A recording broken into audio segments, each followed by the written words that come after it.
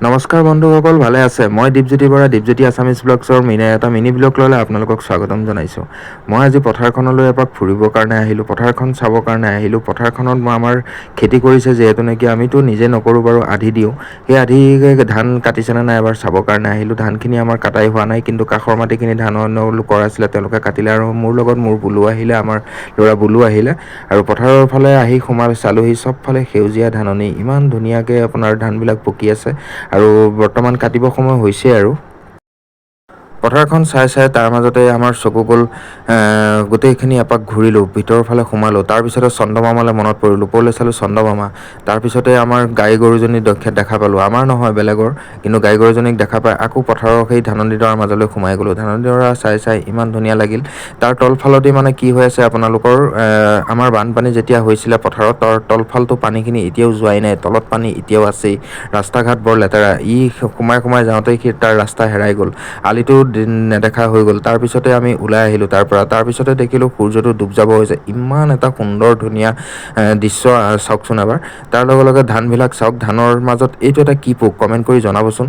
আৰু অলপ খালী মাটি পালোঁ, ওপৰলৈ আহি আমাৰে মাটি, খালী মাটিডৰা পাৰ হৈ পেলাই আহি দেখিলোঁহি চাৰিওফালে ধান শস্য, চবফালে কাটা, আধা কাটি থৈছে, আধা আছেই। আৰু দেখি পথাৰখন বৰ সুন্দৰ লাগিল। খালী মাটিডৰা পাই সি দৌৰা ধপাত লাগিল। তাৰপিছতে সেইবিলাক বন সৰু সৰু গছ গছনি লাগি আছে। আৰু তাৰ লগে লগে আমি পথাৰৰ পৰা এটা ছাইডলৈ যাবলৈ ওলালোঁ, যিটো নেকি গৰুবাট বুলি কয়। সেই গৰুবাটটোলৈ যাবলৈ আমি ৰাস্তা বিচাৰি ফুৰিছোঁ। তাৰপিছতে আমি সেই ৰাস্তা এটা পালোঁ, সৰুকৈ ৰাস্তা এটা, তাক সেই ৰাস্তাটোৰ মাজেদি আহিলোঁ। অহাৰ পিছতে সি এই ধাননিডৰাৰ মাজত সোমাই গৈ পেলাই ভয় খাই চিঞৰিছে, খালে কিহৰ খালে, আহি থাক।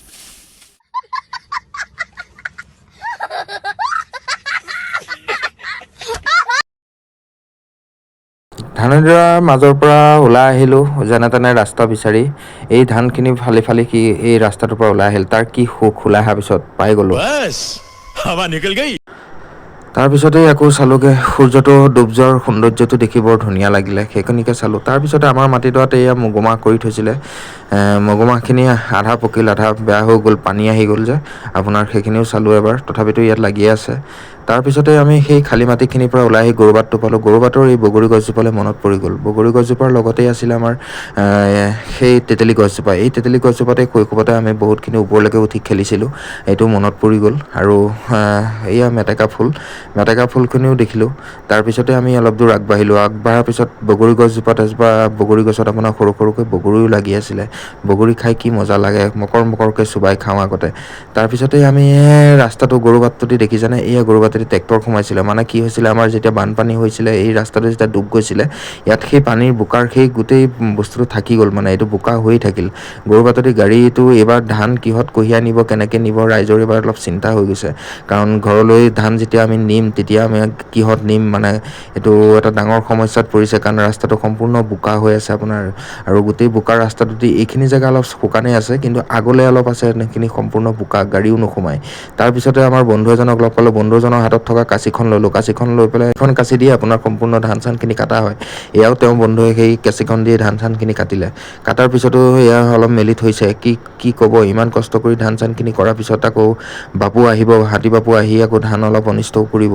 গতিকে যিহেতু নেকি তেওঁলোকৰো ভোক লাগে, যেতিয়াতো আহিব আৰু খাবই। তথাপিতো ইমান ধুনীয়াকৈ কষ্ট কৰাৰ পিছত যেতিয়া আপোনাৰ এই শস্যখিনি ডাঙৰ হৈ ঘৰলৈ নিয়া হয়, এইবাৰ ধান খেতি আমাৰ এইফালেও বহুত ধুনীয়া হৈছে। আপোনালোকৰ ফালেও চাগে ভালেই হৈছে, এবাৰ কমেণ্ট কৰি জনাবচোন আমাকো। চাওকচোন থোকটো কিমান ধুনীয়াকৈ ওলাইছে ধানখিনি। আৰু সেইকাৰণে এবাৰ পথাৰলৈও আহিলোঁ, আহি পেলাই ধাননিডৰা চালোঁহি। কিন্তু ইয়াত তলফালে দেখিছে পানী আছেই আৰু বোকাও হৈ আছে ধানখিনি কাটিবলৈ। তাৰপিছতে খুৰীহঁতে, এয়া আমাৰ খুৰী এজনীয়ে তেওঁলোকৰ গৰু ছাগলীখিনি ঘৰলৈ আনিছে। সেয়া এটা দৃশ্য মনত পৰে। তাৰপিছতে সৰু পিতাইক লগ পালোঁ, সৰু পিতাই গৰু নিব আহিছিলে। গৰু নিব আহোঁতে তেওঁ গৰুকেইটা লৈ আমি সেইকণতে ৰখিলোঁ, দুআষাৰ তেওঁলোকৰ লগতো কথা পাতিলোঁ। এতিয়া আমাৰ ঘৰলৈ যাব সময় হৈ গ'ল। ভিডিঅ'টো ভাল পালে শ্বেয়াৰ কৰিব, লাইক কৰিব।